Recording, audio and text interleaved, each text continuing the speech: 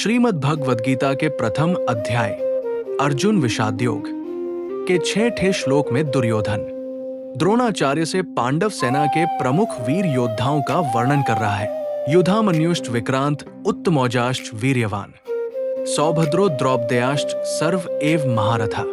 सरल हिंदी अर्थ, दुर्योधन गुरु द्रोणाचार्य से कहता है, इनके अलावा पराक्रमी युधामन्यु, अत्यंत बलशाली उत्तमौजा, सुभद्रा के पुत्र अभिमन्यु और द्रौपदी के 5 पुत्र उपांडव भी इस सेना में हैं और ये निश्चित रूप से सभी के सभी महारथी।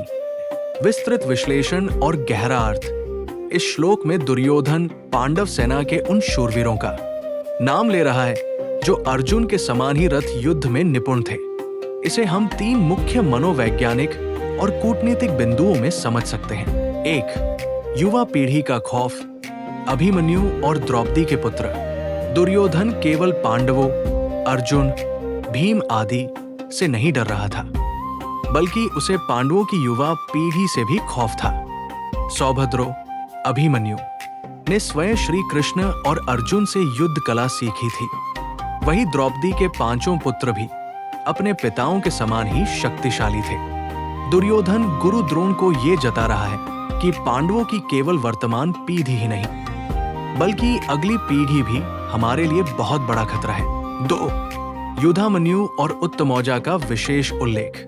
युधामन्यु और उत्तमौजा पांचाल देश के राजकुमार थे। युद्ध के मैदान में इन दोनों को अर्जुन के रथ के पहियों की रक्षा का भार सौंपा गया था। एक दाएं पहिए का और दूसरा बाएं पहिए का रक्षक था। दुर्योधन विशेष रूप से इनका नाम लेकर ये बता रहा है कि पांडवों ने अपने सबसे बड़े योद्धा अर्जुन की सुरक्षा के लिए कितनी मजबूत रणनीतिक व्यवस्था की है। 3. सर्व एव महारथा। सभी महारथी हैं। डर की चरम सीमा। दुर्योधन ने इस श्लोक का अंत सर्व एव महारथा कहकर किया। कौरवों की सेना में भी कई महारथी थे, लेकिन दुर्योधन को पांडवों की सेना का हर मुख्य योद्धा महारथी ही नजर आ रहा था।